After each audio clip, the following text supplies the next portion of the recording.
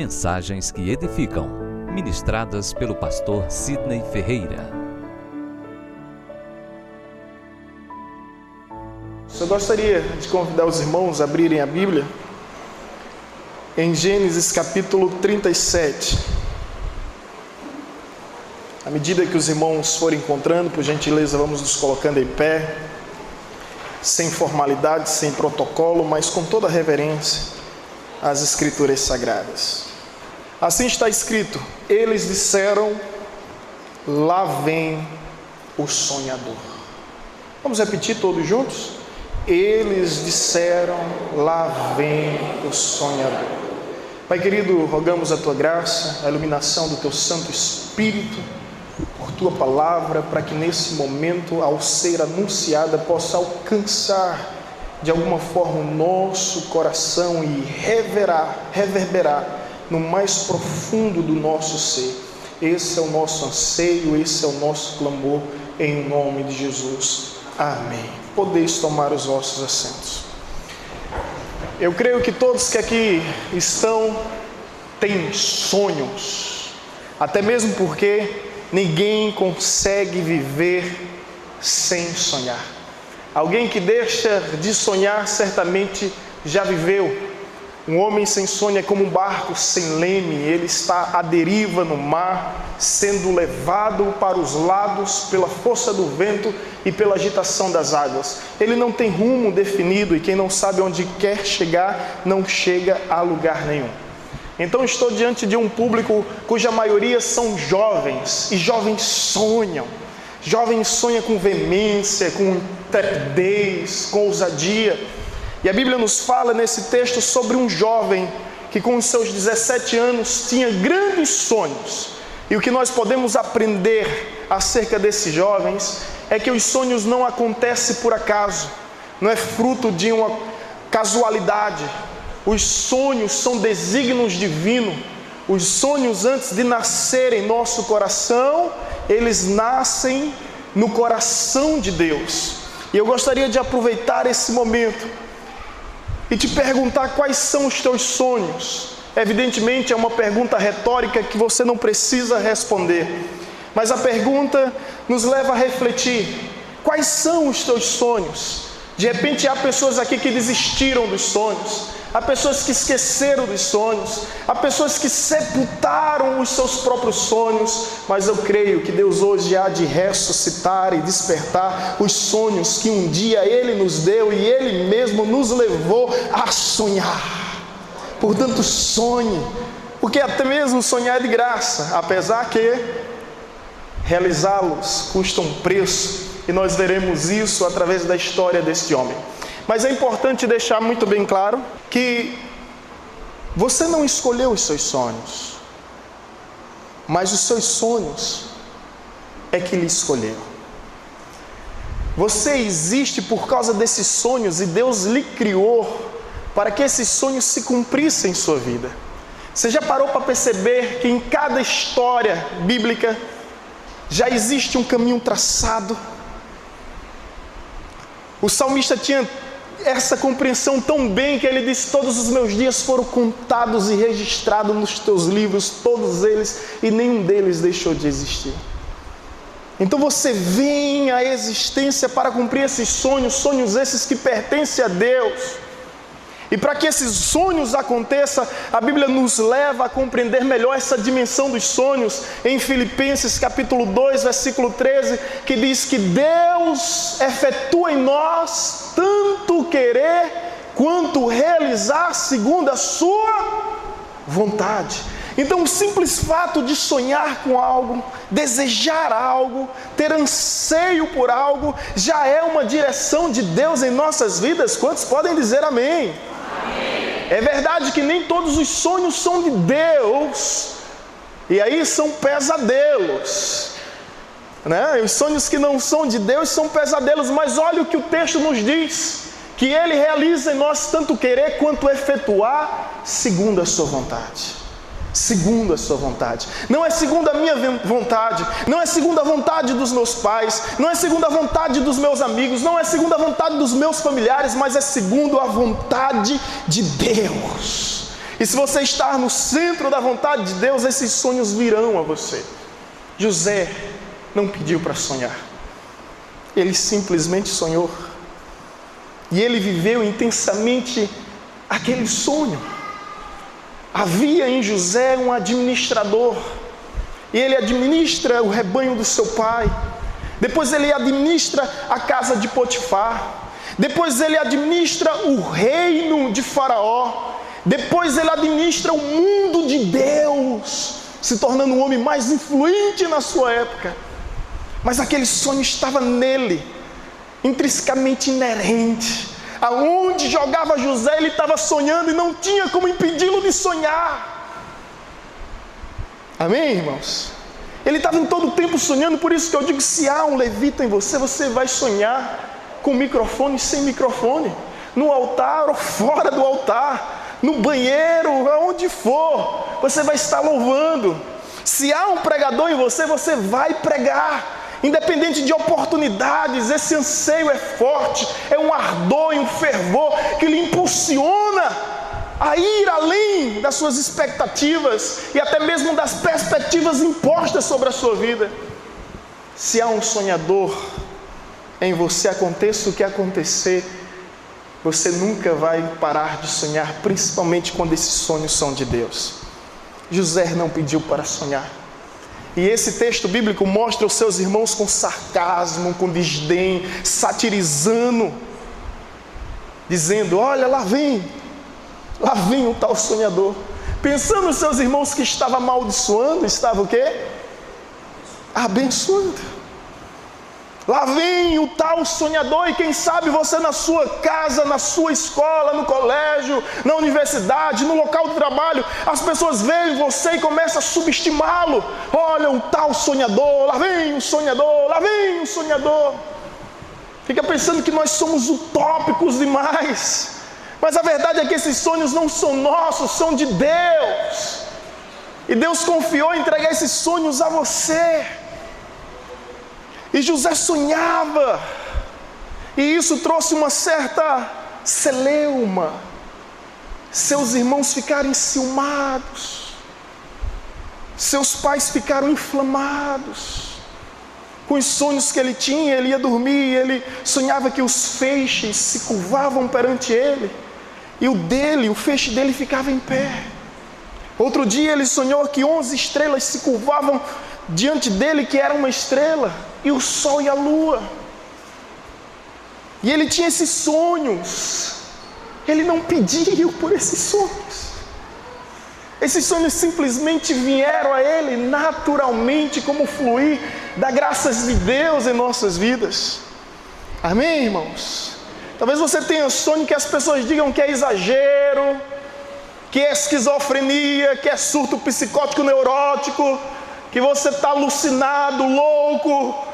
Mas se esses sonhos são de Deus, não importa o quão difíceis eles sejam, para Deus não há o impossível. Deus é poderoso para fazer cumprir, conforme está escrito em sua palavra em Filipenses capítulo 1, versículo 6, aquele que começou a boa obra entre nós, é fiel para completá-la até a volta de Cristo Jesus. Esse é o Deus que não deixa a obra incompleta. Hoje o pastor Luciano lembrava do último ano, 2005, onde nós olhávamos um para o outro e dizíamos, o que será de nós? Não tínhamos a mínima noção de que direção tomaríamos. Mas hoje eu olho para ele, ele olha para mim e vê que a mão de Deus está guiando os nossos passos, que a mão do Altíssimo está nos conduzindo a seguir os seus caminhos. É Deus quem faz. Olha para o seu irmão, chacoalha ele para que ele não durma aqui, porque aqui ninguém pode dormir. Amém? E diga, sonhe, mas sonhe os sonhos de Deus. Amém? Estava pregando na igreja um dia, Luciano, tem um irmão que estava concordando com tudo que eu estava falando já. Estava fazendo. Aí eu disse, você está concordando com tudo? Eu estava já dormindo, cochilando, concordando com tudo. Mas ninguém vai dormir aqui, a gente vai estar acordado para sonharmos os sonhos de Deus, amém? Os sonhos de Deus que virão alcançar o nosso coração. Você já conhece a história de José. Eu gostaria apenas de extrair alguns princípios elementares, essenciais, imprescindíveis para a nossa vida, para um relacionamento prático com Deus, sobre toda a sua trajetória. Eu digo sempre na igreja, se há um homem que quando eu chegar no céu eu quero dar um abraço, esse é José. Pelo que ele representou e pelo exemplo que ele nos deixou, de homem íntegro, incorruptível, homem sincero, homem temente e honesto diante de Deus. Mas algumas lições aqui sobre o sonhador. Eu sou um sonhador, você é um sonhador, nós somos sonhadores, é a nossa essência. Deus nos impulsiona a sonharmos, tudo isso aqui é fruto de um sonho. Essa igreja está linda, está bela, cada dia que eu tenho notícias, são notícias maravilhosas, acompanhando o crescimento, o desenvolvimento desse projeto, dessa obra. Tudo isso são resultado de sonhos. Nada acontece sem antes sonharmos, sem antes projetarmos e planejarmos. Portanto, alguns princípios práticos na vida de José. O primeiro deles: não compartilhe sonho com quem não sonha. Amém? Você tem sonho? Amém. Posso ouvir amém? Você tem sonho? Amém. Aprenda com a irmã Maria, quando ela escutou o anjo Gabriel dizendo: descerá sobre ti o Espírito Santo, o poder do Altíssimo te envolverá. Era grandioso demais. Sabe o que foi que ela fez? A Bíblia nos diz que ela guardou tudo em seu coração. Que mulher sábia, que mulher fantástica, que mulher idônea é Maria, a mãe de Jesus. Ela guardou tudo no seu coração. Ela não saiu contando para os quatro cantos da terra o que ia ser, e como Deus ia fazer. E às vezes nós caímos em determinadas armadilhas porque nós mesmos provocamos.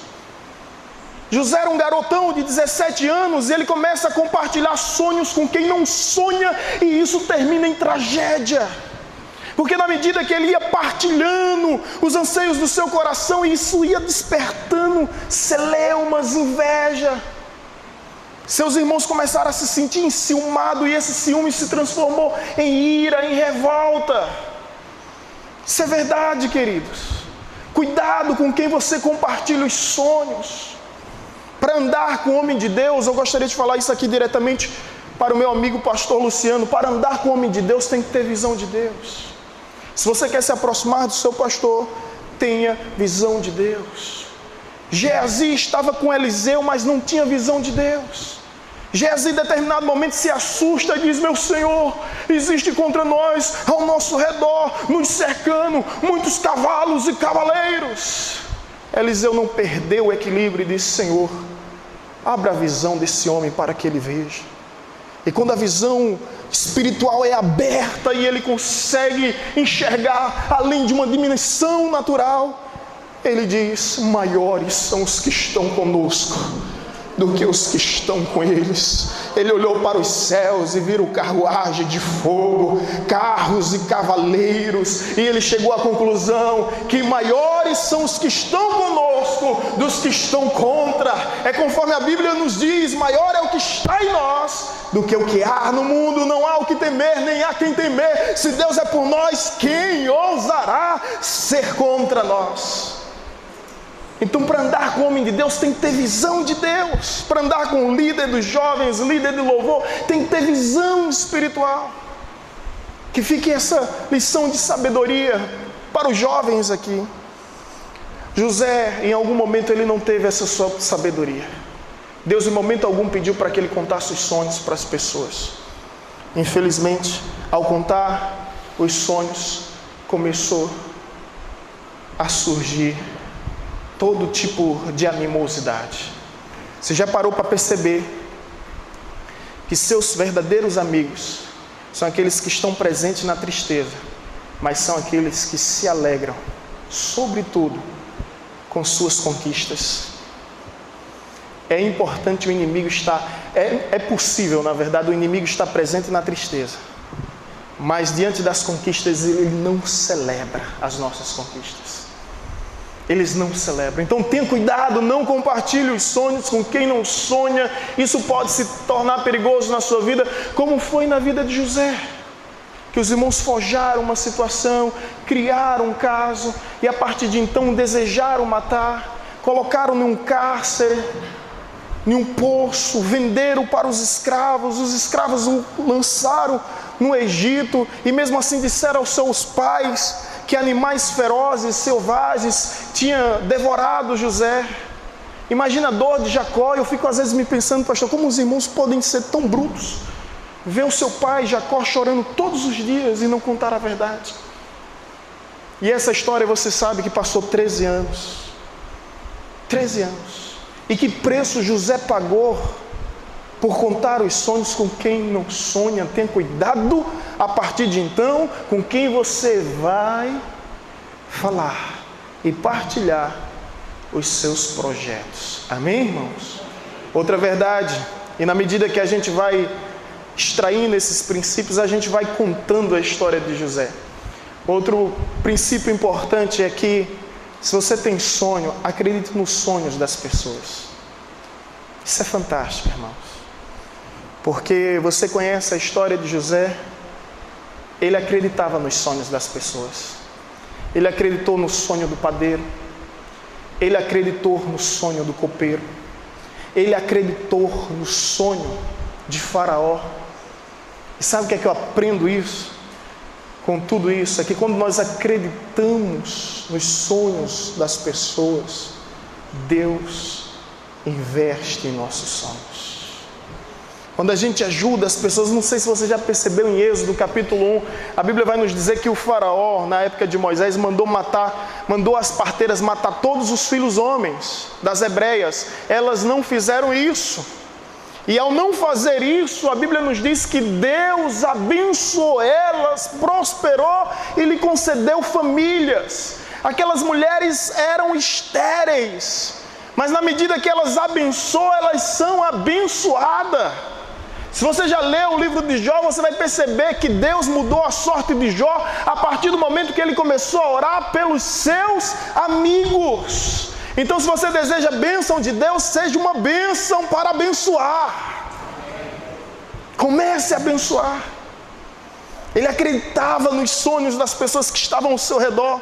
Ele não ignorava, não desdenhava, ele não caiu no caminho da perdição de seus irmãos. Por onde ele passava, ele acreditava no sonho de cada uma das pessoas, porque ele tinha sonho. Quem tem sonho, acredita em sonho.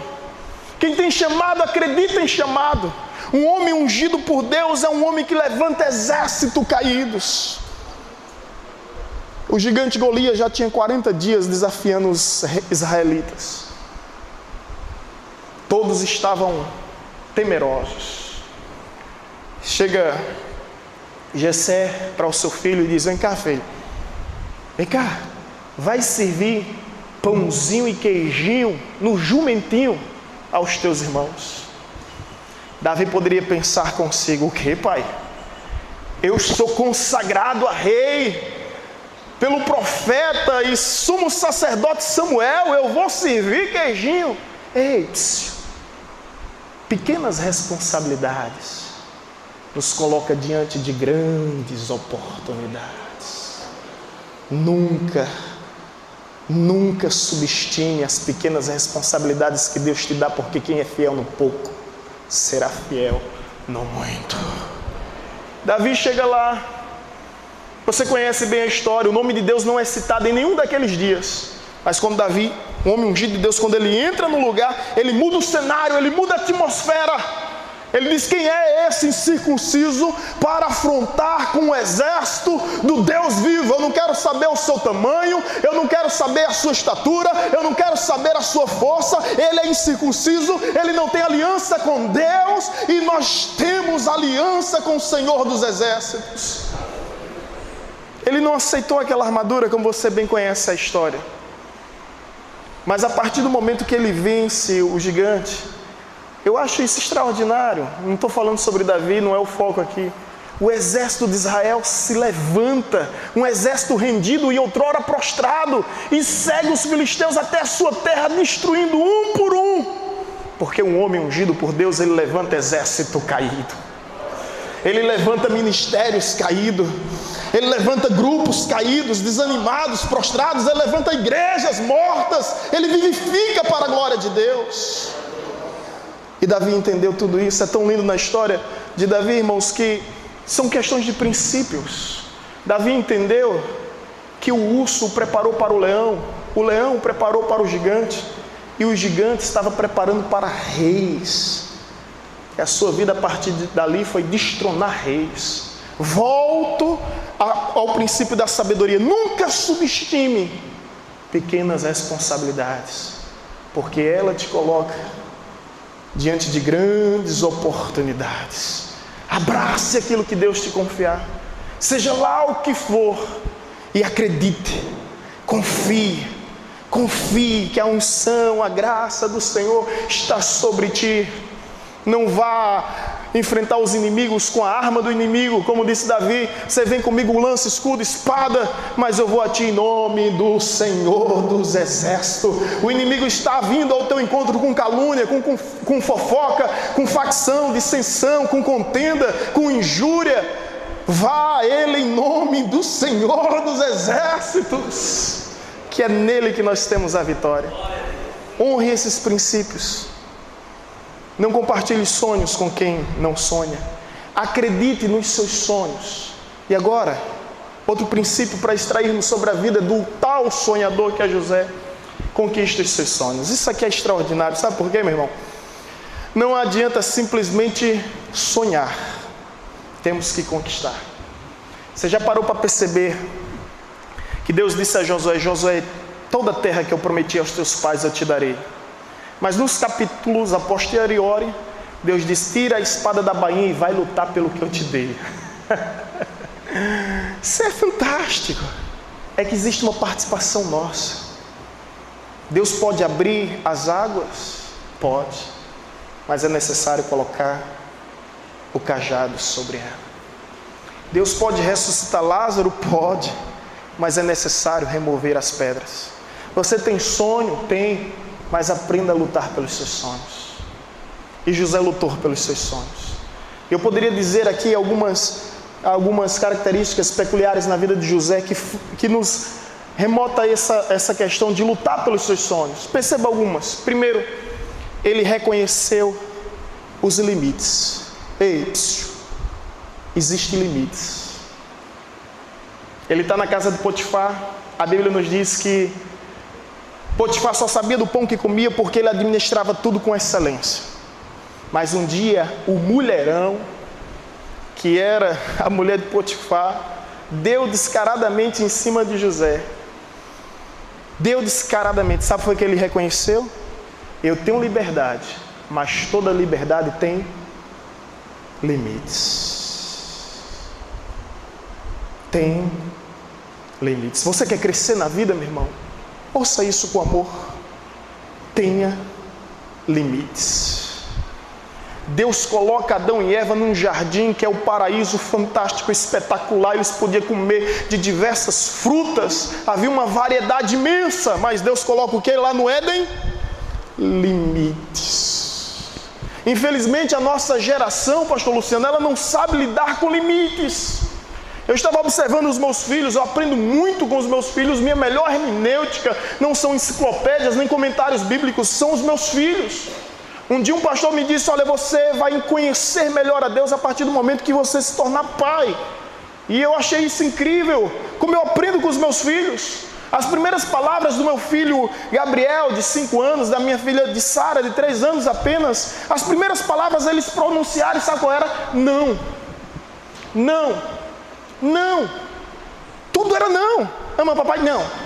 Tá com saudade papai? Não. Tudo era não. Isso bebê, né? Não. Meu Deus do céu. Aí eu comecei a entender que por trás de um não existem valores a serem preservados. Valores a serem preservados. Aí quando eu olho para a Bíblia, eu percebo que os mandamentos de Deus começam como? Não. Mas hoje, infelizmente, vivemos em uma geração que não sabe lidar com não. Eu agradeço mais a minha mãe pelos não que ela me deu do que pelos sim que eu ouvi. Eu queria que você hoje agradecesse mais aos seus pais, ao seu pastor, quando ele diz não, porque existe limite. José reconheceu: não posso pecar contra o meu Deus, não posso pecar contra o meu patrão, há um limite. Agora, escuta só, José existiu 430 anos do decálogo, das leis de Deus serem escritas pelo seu próprio Deus na rocha, pelo seu próprio dedo na rocha. 430 anos, não havia lei, não havia norma, não havia legislação, não havia código, não havia código de conduta moral. Então, como é isso? É o temor reverencial, meu irmão. Pastor, não precisa dizer o que é certo, o que é errado, o que é verdadeiro, o que é falso. Se o Espírito Santo habita no seu coração, ele vai te conduzir,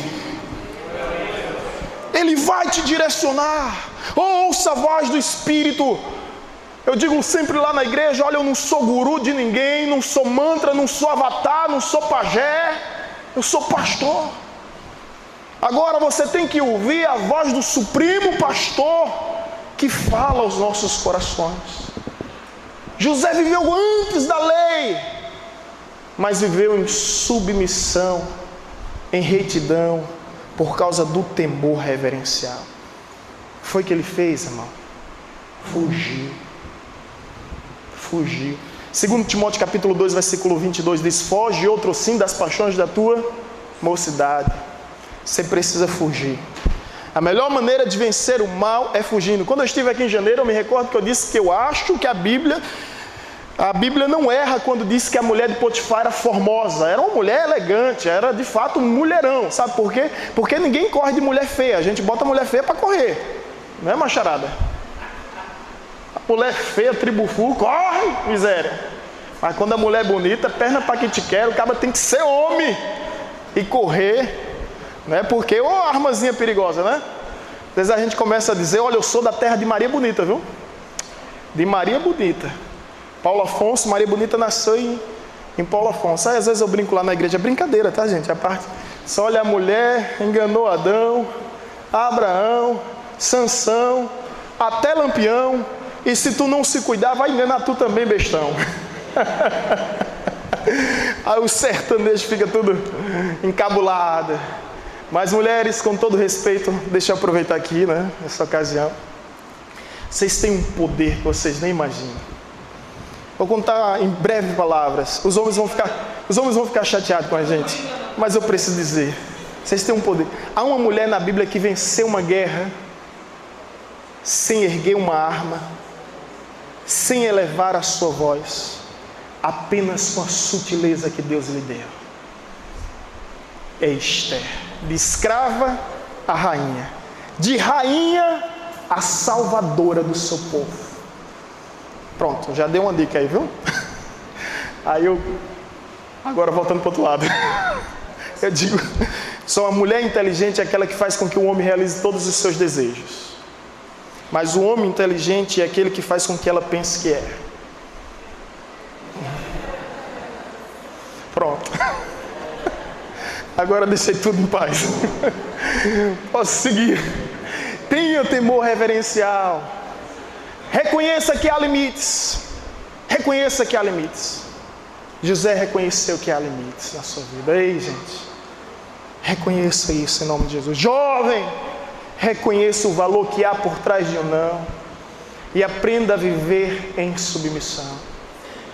Segundo, detalhes sobre essa questão de conquistar seus sonhos. Olha, presta bem atenção aqui, que interessante.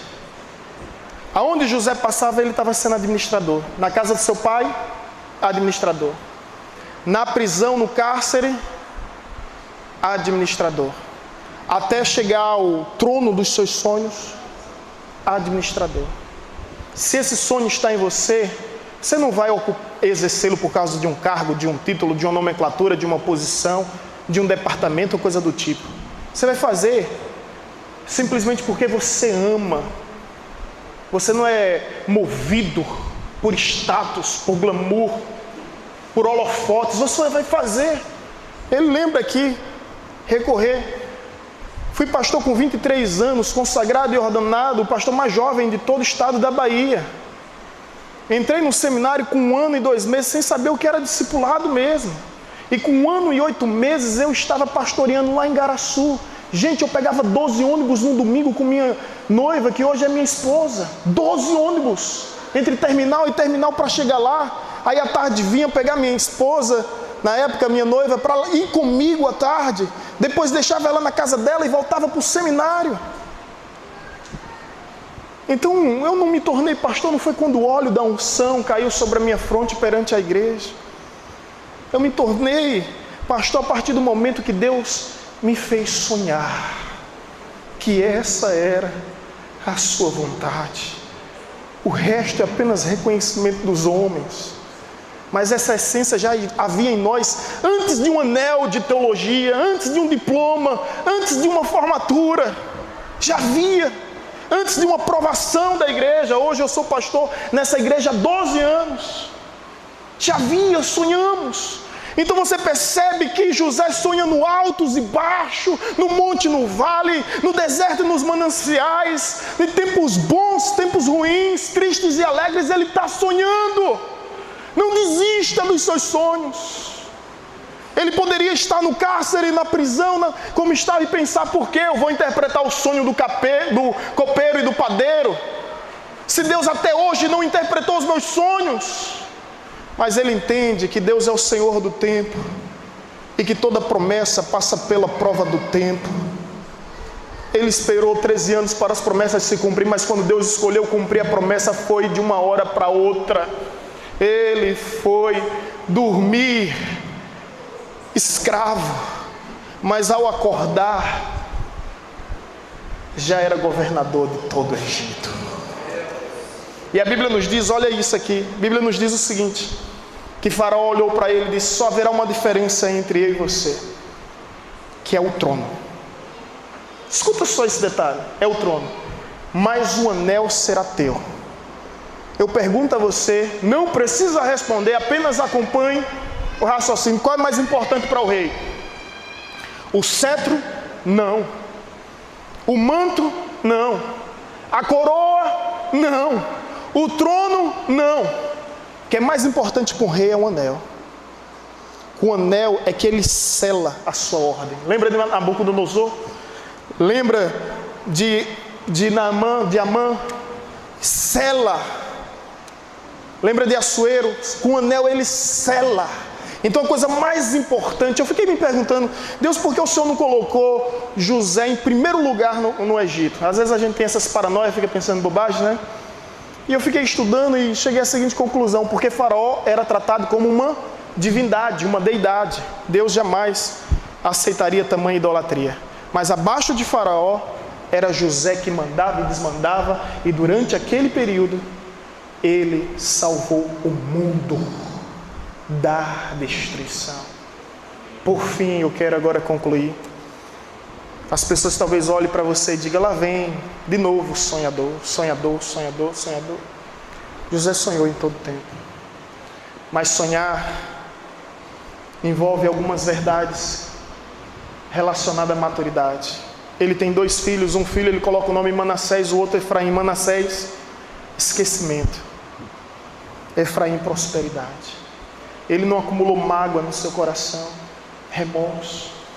Ele não procurou culpados. Quando seus irmãos estão diante dele, ele simplesmente compreende que Deus estava por trás de tudo.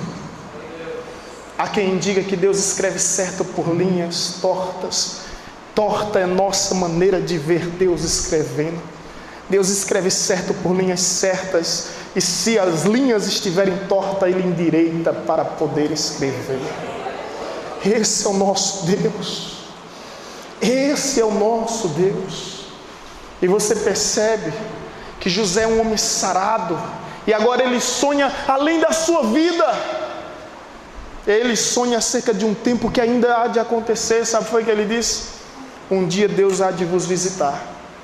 E quando esse dia chegar, ele profetiza acerca de um tempo que ele não vai viver. Ele disse: levem até os meus ossos com vocês. eu sei que Deus cumprirá a sua palavra.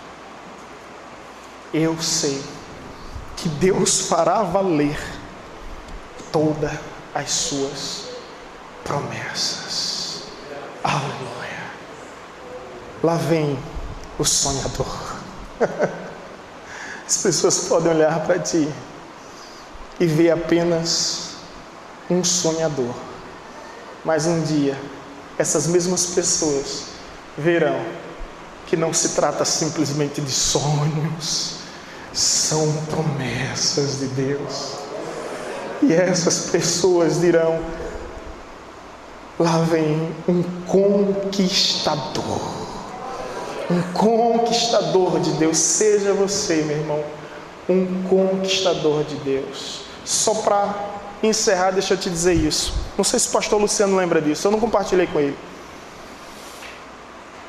Em 2002, 15 anos, eu estava com 20 anos. Nosso primeiro ano de seminário. Surgiu um pregador na igreja chamado Pregador Lee. E ele começou a convocar uns jovens para ir, sabe para onde? Sair para onde? Coreia do Sul. Eu estava nas primeiras férias do semestre, na transição de um semestre para outro. Eu liguei para o seminário e disse: olha, guarda minhas malas, porque esse semestre eu não volto para o seminário. Eu vou para a Coreia do Sul. Há 15 anos. Preparo minhas malas em Paulo Afonso e chego a me despedir da igreja com alguns irmãos. Eu tinha nessa época 2 anos de cristão. Algumas irmãs incomodadas começam a orar. E na medida que a igreja ora, Jeremias 33:3, clama-me e anunciar-te-ei coisas grandes e ocultas, das quais não conhece. Deus começa a revelar. E Deus revelou que aquele rapaz era uma farsa. O Lee era um impostor. Até hoje eu não sei, pastor, o que seria. Se seria tráfico de órgãos, se seria trabalho escravos, se seria prostituição em outro lugar. Sei que a gente já estava organizando tudo. Quando descobre que ele é uma farsa, ele sai de Paulo Afonso corrido, caso de polícia. Meu Deus, como eu fiquei envergonhado. Meu Deus, como eu me senti mal. Brincou com os meus sentimentos. E eu disse: meu Deus, e agora? Porque a gente julga a pessoa com a nossa própria régua. Então, tudo é puro para aqueles que são puros. Eu jamais ia imaginar que um homem, em nome de Deus, vendesse mentiras. E eu disse: meu Deus, e agora? Lembra dessa história, pastor? O trauma ficou ali alojado. Eu disse: minha primeira viagem missionária, quando vai ser? Quando vai ser? Quando vai ser? Eu esqueci. Aí 15 anos depois, 2017, pastor Sidney, nós temos um convite para fazer. Não se preocupe que nós vamos arcar com todas as responsabilidades. Nós vamos investir nessa viagem. Preciso que você esteja conosco. Eu disse: amém. Onde? Na Coreia do Sul. 15 anos depois, eu pensei: Deus, o Senhor está de brincadeira comigo. Aí Deus disse: não, vou te honrar no mesmo lugar da humilhação. Eu vou transformar os teus pesadelos em sonho, para provar a todos que eu sou contigo. Estou indo, 30 horas de voo, esteja orando por mim. Dia 15, dia 16, estaremos voltando. Mas eu creio que há 15 anos, diante desse quadro crítico, muitos disseram: olha o sonhador. Eu vou voltar ainda esse mês para minha cidade. E esses que assim pensaram vão mudar de vocabulário. Vão dizer: realmente, Deus o fez um conquistador. Pastor, porque o senhor está indo? Hoje eu peguei meu filho na rodoviária, dei um abraço. Eu disse: 5 anos, né? Você é um homem de casa. Cuide da sua mãe. Cuide de Sarinha. Ele chorando. Eu disse: meu Deus, o que é que eu estou indo fazer? E eu aprendi que para ele voltar, nós temos que ir. Só uma maneira dele voltar. Temos que ir. Temos que sair da zona de conforto. O Luciano conhece uma igreja de 500 a 600 membros. muito abençoada em Paulo Afonso. Temos muitos compromissos como reitor do seminário, mas tem essa vocação que arde no nosso coração, que nos impulsiona a irmos além e darmos uns passos a mais do que os nossos próprios limites. Temos que ir para que Ele possa voltar. Temos que ir para que Ele possa voltar. Somente por isso. Porque eu desejo ardentemente que Ele venha sobre tudo que vem em minha geração. Brinco na igreja, já estou deixando a deixa aqui, tá? Já estou deixando a deixa. Eu brinco sempre na igreja. Quantos aqui estão se preparando para a volta de Jesus? Vai ficar. Vai ficar. Não devemos nos preparar para a volta de Jesus. Devemos estar preparados. Ele pode vir a qualquer momento, a qualquer hora. E o que importa é que nós venhamos estar preparados. Sempre costumo dizer, eu estou preparado, só não estou com pressa. Estou preparado, só não estou com pressa ainda de partir. É como o apóstolo Paulo diz, né? Ainda há muita coisa a se fazer por aqui. Mas quando Jesus vier, eu não vou ficar alegre. Alguém vai ficar alegre aqui? Hã? Nós vamos subir alegre. Portanto, se levanta e aplauda aquele que vem, que breve virá para nos resgatar e nos transportar para o reino de sua glória. Aleluia! Até lá, olha novamente para o teu irmão, chacoalha ele, aperta na mão e diga: não deixe de sonhar. Glória a Deus, louvado seja o nome do Altíssimo.